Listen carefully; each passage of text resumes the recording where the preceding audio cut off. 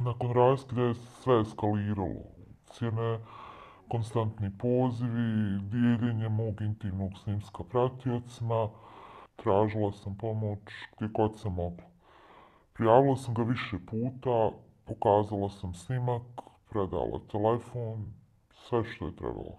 Mlada žena iz Sarajeva proživjela je nasilje koje je počelo neprimjetno, kroz ljubomoru, kontrolu i obsesiju. A nakon prekida veze sve je eskaliralo. Ucjene, prijetnje, proganjanje i dijeljenje njenog intimnog snimka bez dopuštenja. Tražila je pomoć od organizacija, od policije. Odgovori su izostali. Umjesto zaštite dočekale su je šale, sumnja i neprimjereni komentari službenika. Nasilnik je mijenjao brojeve, dolazio pred zgradu, bacao se pred automobil. Strah je postao svakodnevnica, a porodica je morala da je prati svuda. Nakon više prijava izrečena mu je kratkotrajna mjera zabrane, ali konkretna podrška i pravna pomoć nisu stigle. Danas živi s posljedicama traume, ali i jasnom porukom. Prijavite nasilje, ne šutite, tražite zaštitu na svim stranama. U nastavku njena ispovijest. Kako je nasilje počelo? Iskreno, tek kasnije sam shvatila da nasilje nije počelo onog dana kad je snimio video bez mog znanja. Počelo je puno ranije, kroz patološku ljubomoru, obsesiju i kontrolu u vezi. Ja sam to tad doživljavala kao brigu, ali je zapravo bilo upozorenje. Nakon raskida je sve eskaliralo. Ucjene, konstantni pozivi, dijeljenje mog intimnog snimska pratiocima. Za mene je to bio početak pravog pakla. Da li si prijavila nasilje? Jesam. Tražila sam pomoć gdje god sam mogla. Prvo u nevladinim organizacijama, ali odgovori nisu stizali, na kraju sam otišla policiji, uprkos strahu. Prijavila sam ga više puta, pokazala sam snimak, predala telefon, sve što je trebalo.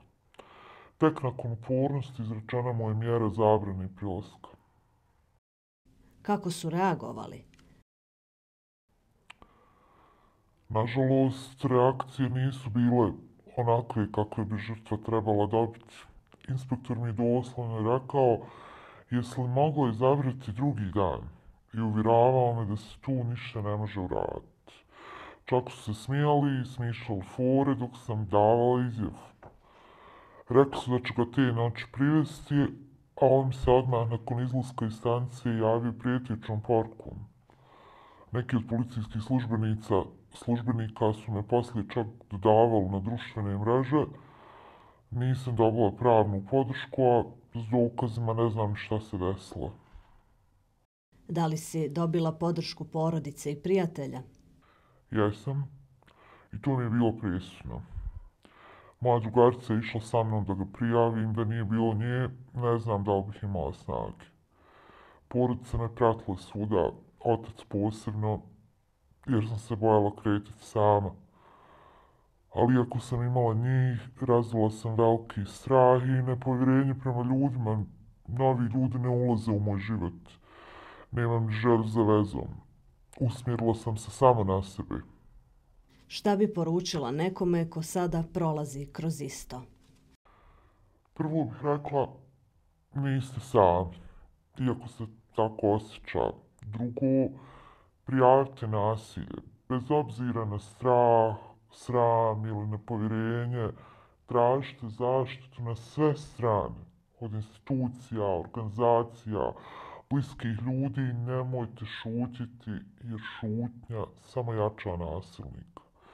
I najvažnije, osudili su njega, a ne mene. To je poruka koju želim da svaka žrtva čuje. Nadam se da će moje riječi dati snagu nekom da progovori.